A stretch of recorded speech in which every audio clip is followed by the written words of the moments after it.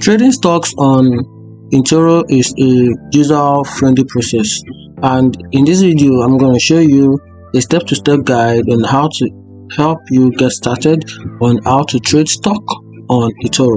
So the first thing you have to do is, if you haven't already signed up for an eToro account, you can do this by visiting the eToro website and follow the registration process.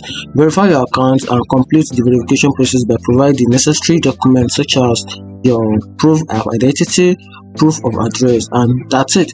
Under that, once you get verified, then you can move to the next step, which is deposit fund. So for you to be able to deposit fund, you have to add funds to your account. So you can use the available method to fund your account. So if you want, you can just go to the deposit fund, then you can choose the available method which is just suitable for you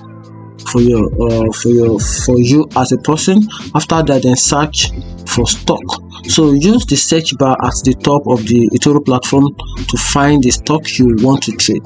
After that, click on the stock you are interested in, then click the trade button.